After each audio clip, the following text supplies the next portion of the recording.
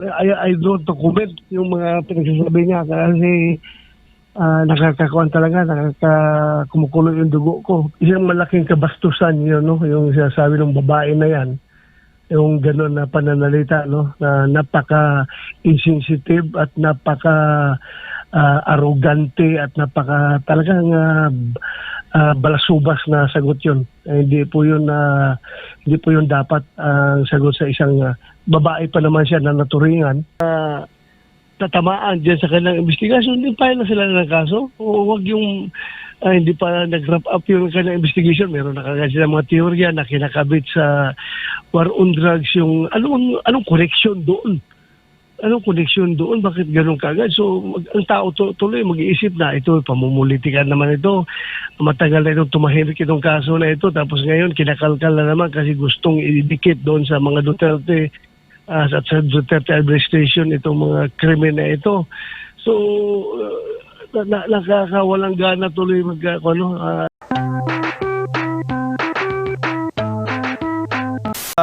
kahapon may panibagong resolusyon na naman ang inihain ni Senator Cayetano para na naglalayong pauwiin nga o isailalim sa house arrest itong si dating Pangulong Rodrigo Roa Duterte. Yung una na sinuportahan po ninyo, yung resolution po ni Senator Robin Hood Padilla. Yes, Admar, at Jed, kailangan na talaga gawin ng ating gobyerno yan dahil yung nga sa latest report na latest balita na ating narinig ay butot balat na daw si Pangulong Duterte at mayroon na mga habilin na kung siya ay mamatay, doon na siya i-cremate. At huwag na ibalik dito sa Pilipinas yung kanyang katawan. So ito yung nakakabahala. At lahat tayo nalulungkot kung mangyari man talaga ito na yung ating dating Pangulo na ibinuhos niya yung kanyang buong buhay sa pagsiservisyo at paghanap ng paraan para mabigyan ng magandang buhay yung bawat Pilipino. Ngayon, hayaan na lang natin na mamatay doon sa ibang bansa at sa loob pa ng kulungan at hindi makauwi dito. Nakalungkot po. Ang hirap isipin.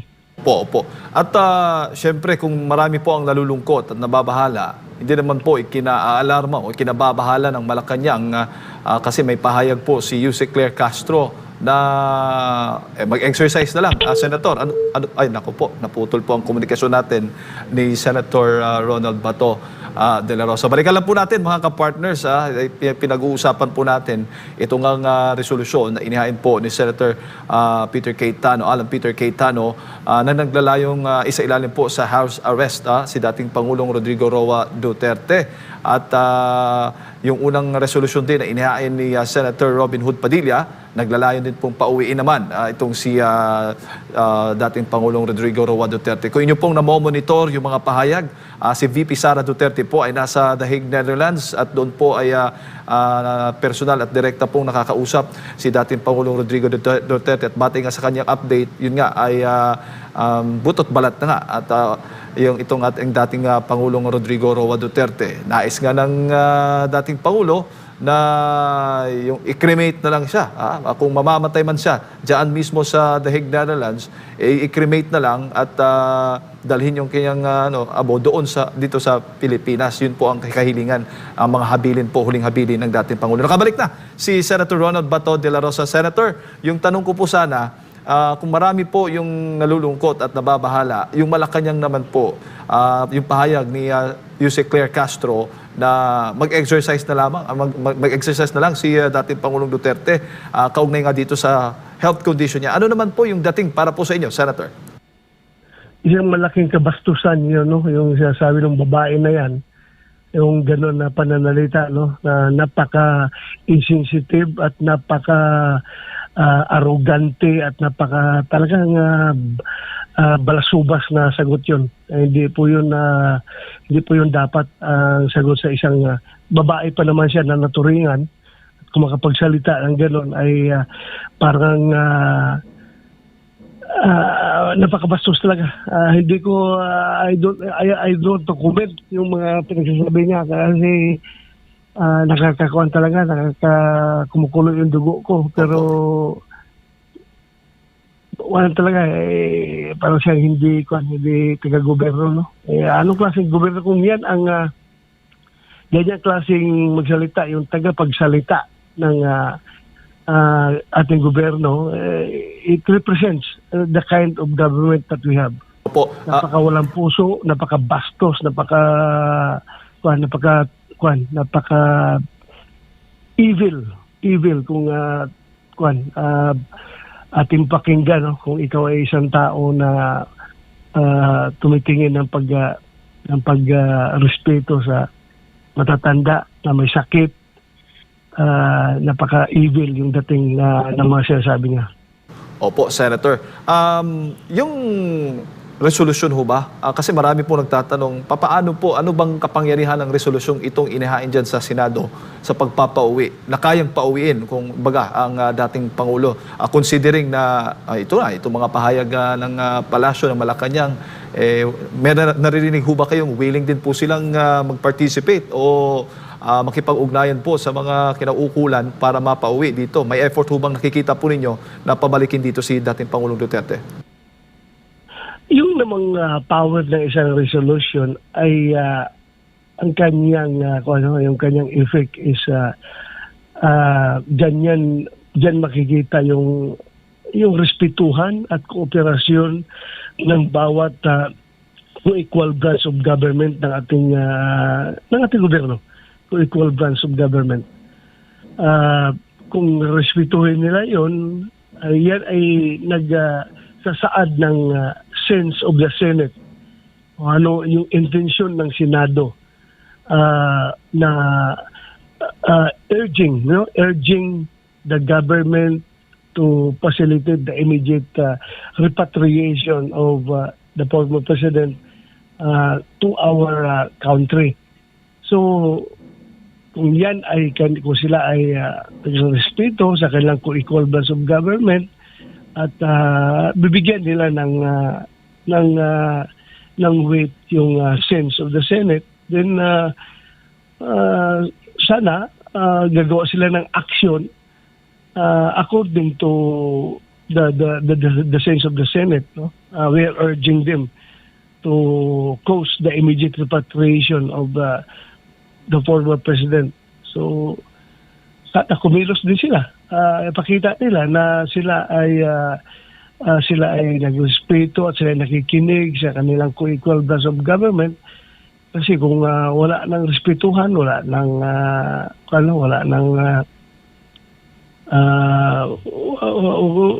kung hindi natin bigyan ng kortesiya, respeto yung ating co-equal branch of government, ay parang wala na namamatay yung ating essence of democracy. Opo. At itong mga resolusyong ito ay kinakailangan po ng boto o suporta ng majority. Tama ho ba, Senator? At kung inyo pong makikita ngayon, may sapat ho ba na bilang para makakuha po ng majority vote o suporta mula sa Senado itong mga resolusyong itong inihain po ng inyong mga kalyado? So nakikita ko, sigurado makakuha ng majority yan dahil ako tingin ko what bad will it give to the senators kung i-consider nila yung humanitarian na aspect ng sitwasyon ngayon ni Pangulong Duterte. Nakalimutan na nila yung about sovereignty, about reconciliation. Doon na lang tayo mag-focus sa humanitarian consideration. Siguro hindi naman masama yan. Kasi yung mga kasamahan natin mga senador, majority niyan naman ay mga maka-Diyos at makatao.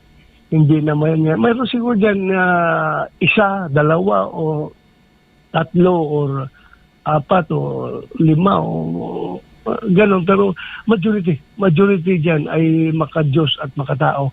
Opo. At makabansa yung ating mga senador. Opo. Linawin ko lang po, Senator, itong dalawang resolusyon ito, suportado po ninyo. Itong kay Senator Cayetano, under house arrest, at ito naman kay Senator Robin Padilla, gustong pauwin dito sa Pilipinas. Yes, yes, yes. Yes, suportado natin yan. Suportado natin yan. Lahat ng mga resolution patungkol sa pagbabalik ni Pangulong Duterte dito sa ating bansa, whether house arrest or whether kung ano man, basta importante andito siya sa ating bansa, at kung ano mang may mangyari mo sa kanya na hindi maganda, andito lang siya. Ang Pilipino ay kagad ay andyan sa kanyang piling, at imagine mo lang yung kanyang habilin na wag nang iwi yung kanyang katawan dito sa ating bansa, i-cremate na lang doon. Para bang that is very revolting on his part, no? Para bang that is a protest na para bang sabi niya, ay kayo naman mga kababayan kong Pilipino, hinayaan naman yung akong ikulong dito, dalhin dito, hindi niyo ako mahal, wala kayong pakialam sa akin, sige na lang, hindi na lang ako mag-uwi dyan na buo ng katawan ko, kahit napatay na, no? Pero hindi buo yung katawan ko na iwi dyan, kaya abo na lang ang iwi dyan, hindi na yung katawan ko, para wala kayong you will be deprived of the chance to mourn sa aking pagkamatay. Opo. Parang ganon yung dating sa akin, eh. Opo, opo. Senator, huli na lang bago ko ipasa kay Partner Admar. Kapag itong resolusyon, mga resolusyong ito ay pinaboran po ng Senado, saan po ito next? Ano pong susunod na mangyayari? Itong resolusyon, saan po i-address? At sino po yung possible na kukuha, na papauwiin, pabalik dito sa Pilipinas si dating Pangulong Rodrigo Duterte? Sino po mangunang ahensya po niyan? Wala, bahala na ang gobyerno dyan. Bahala na ang gobyerno kung sinong itatask nila na pumunta doon at kumuha kay Pangulong Duterte. Anyway, that is within their powers, no? Because alam naman natin na yung power regarding foreign policy ay nasa executive branch of government yan. So, sila na bahala ang magpapatupad. Kung gusto, mayroon silang aksyon na dapat ipapatupad patungkol sa resolution na ina-approvean ng Senado. Opo, Senador, magandang umaga, maing buntag, si Admar po ito. Dito po sa naging hakbang ngayon patungkol sa ICC, no? Sinasabi nga po ni VP Sara na pagdating dito sa ICC, mabilis yung gobyerno natin ngayon doon sa pagresponde or pagtulong agad sa ating mga kababayan doon sa naiipit sa gulo sa gitnang silangan, medyo mabagal. Though sinasabi ng gobyerno natin at kayo mismo, narinig mismo at pinangakuan kayo na hindi makikipag-ugnayan, hindi i-welcome ang ICC sa bansa, pero ngayon lumalabas na nakikipag-cooperate at handa pa na tulungan yung mga sinasabi, umano'y mga witness dito sa war on drugs or sa sinasabing EJK po na nangyari po, Senador. Yun ang priority nila. Yan ang binubuhusan ng time, effort, and resources. So, that is the priority. So, ano pa masasabi natin dyan? Prioridad talaga nila yan, yung ICC. So, siguro mas importante sa kanila yan. Opo. Samantala, dito naman tayo po sa missing sa Bungero po, Senador, kasi meron na namang mga pahayag din po, parang iniuugday na naman dito po sa war on drugs. Nandun agad, kinakabit agad sa mga sa issue po ni President Duterte, former President Duterte. Yung mahirap dyan sa gobyerno, no? And this maganda na yung kinatakbuhan ng kanilang investigasyon. Sabi ko sa kanila, kung ano lang, you work where your evidence is leading you to.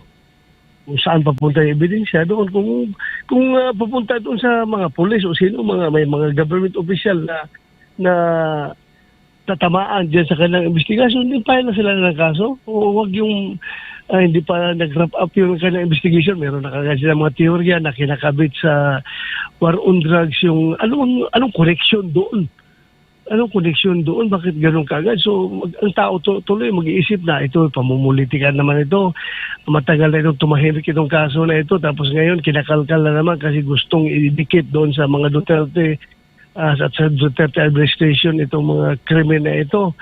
So, nakakawalang gana tuloy imbis na you are excited, you are happy na magkakaroon na ng hustisya yung mga missing sa Bungero. Dahil ako mismo, I am very much I am very privy in that investigation dahil ako mismo nag-imbestiga niya. Kaya nga nakasuhan ng serious illegal detention at kidnapping yung sila Julie Patidungan et al. Dahil nga doon sa investigation na ginawa natin at saka yung mga pulis ng Batangas PPO, mga intelligence operatives na positively in-identify nung asawa, mother at kapatid nung isang kuwan ng pitmaster, yung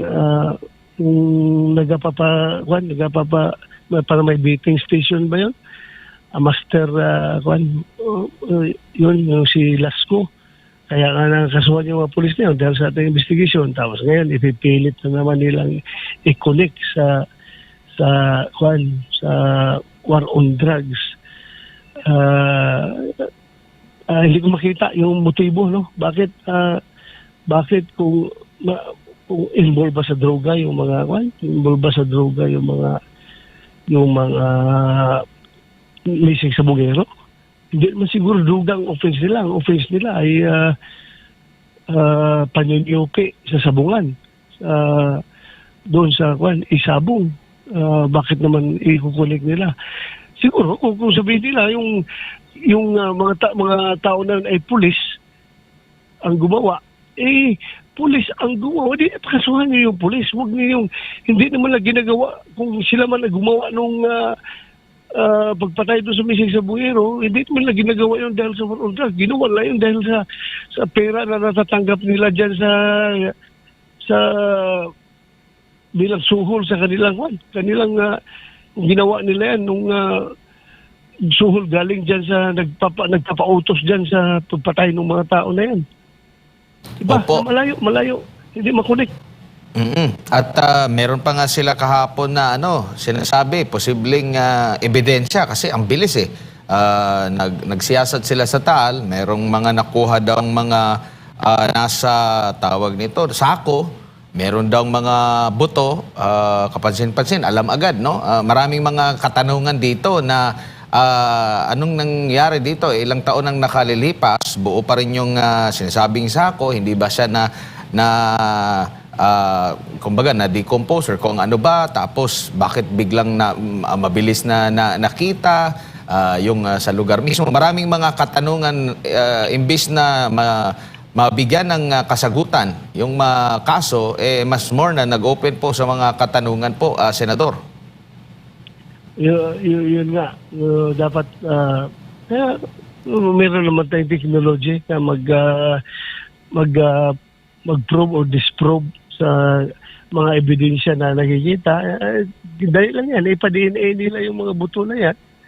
At kung kanino mag-match, kung mag-match sa isa sa mga missing sa Bungero, then probably it can be taken into as evidence yung mga buto na yan.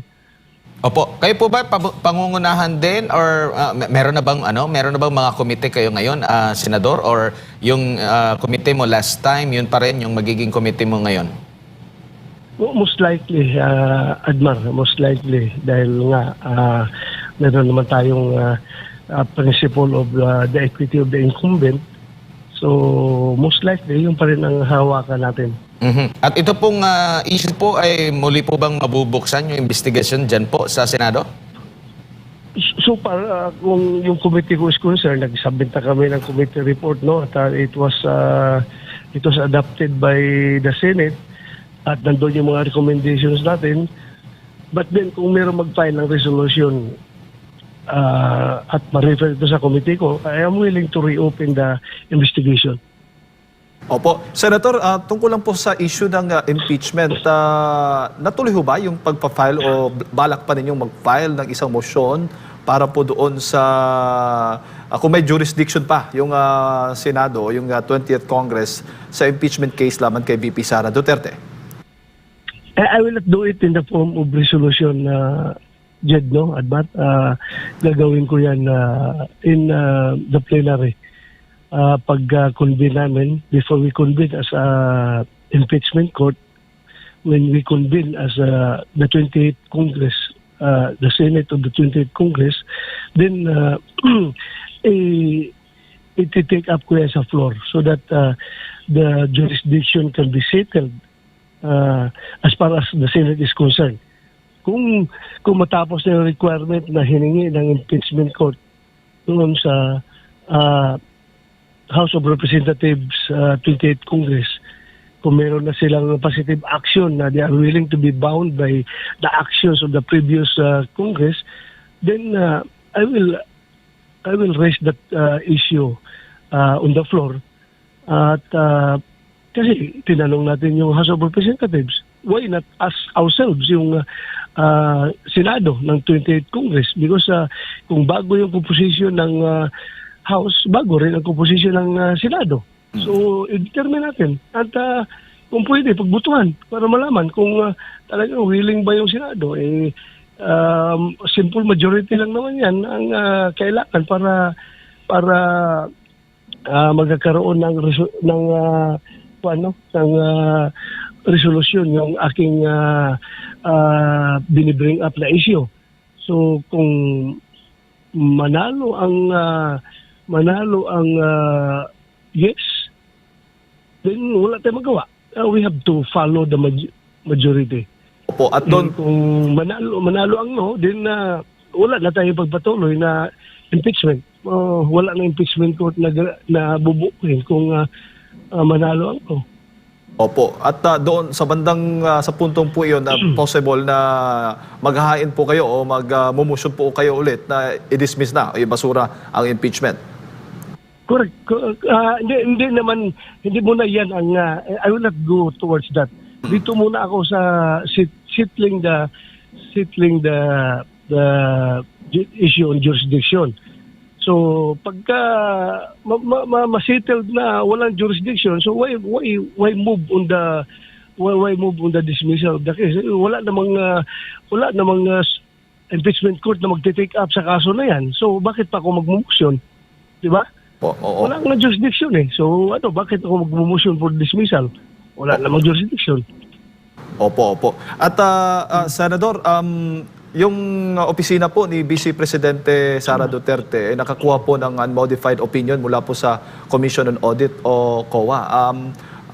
Possible ba ito magagamit din po ninyo pagdating po kung sakali mang matutuloy itong impeachment trial ni Vice President Sara?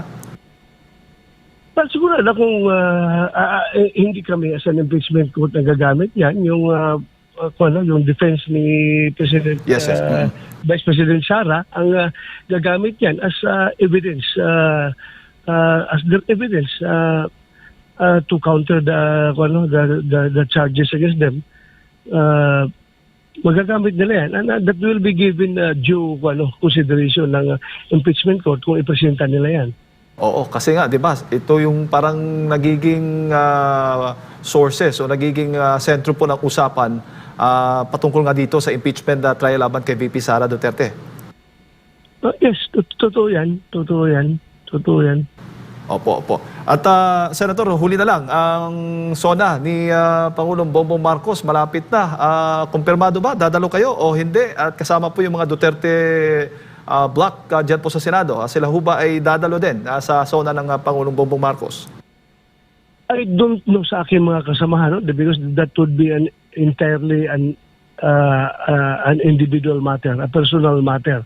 Sa akin personally, ayaw kong umattend dahil ayaw kong makipagplastikan dahil magkita-kita ka naman kami doon sa mga congressman doon, mga congressman at saka yung mga tao sa Malacanang. at ayaw kong mag-smile sa kanila. Alangan naman, nandoon ka sa harapan, no? Kasi mangot ka, hindi ka mag-smile. Kung pa-smile ka, so labag sa kalooban ko na makipagplastikan sa mga tao na yon. So hindi na lang ako mag-attend talaga. I don't know yung mga kasamahan ko kung mag-attend sila. Siguro sila lang tanongin niyo. Opo. Senator, siguro huling mensahe po ninyo para sa ating mga kababayang nanonood po sa mga oras na ito. Sa ating mga kababayan na nanonood ngayon sa mga oras na ito, ako po nakikiusap sa inyo na patuloy po tayo magdarasal, no? Magdadasal tayo na sana ay mag-improve yung health ni Pangulong Duterte at sana makauwi na siya dito sa ating bansa. At sana makamove on na ang Kongreso sa kanyang main function. Sa kanyang main function na legislation after masettle itong issue about impeachment. Yun lang ating dasal para naman tayo magkakaroon ng stable nation. Yun lang po ang aking pakiusap, Admar. Dasal lang galing sa ating mga kababayan. Opo.